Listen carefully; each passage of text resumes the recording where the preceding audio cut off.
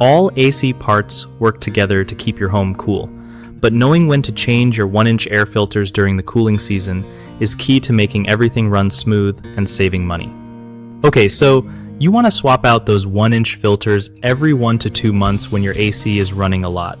If you've got pets or live somewhere dusty, maybe check them more often because they clog faster. Dirty filters choke your AC, making it work harder and driving up your electric bill. Changing filters is super easy.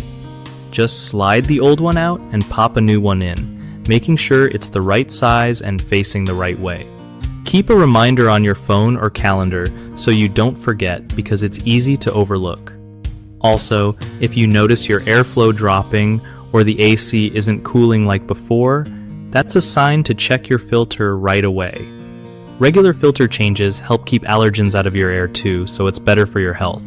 And if you're not sure how to pick the right filter, just ask your local contractor or hardware store for a quick tip. One of the biggest problems people run into with AC filters is waiting way too long to change them, which makes the system work overtime and can cause damage. Fix?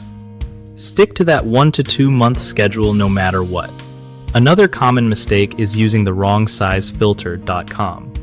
If it's too big or small, air bypasses the filter and dirt gets into your system.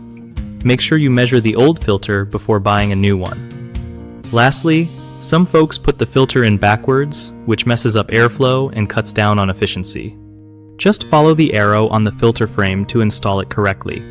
BigHomeProjects.com is awesome for homeowners because it makes finding trusted local contractors super easy and stress-free.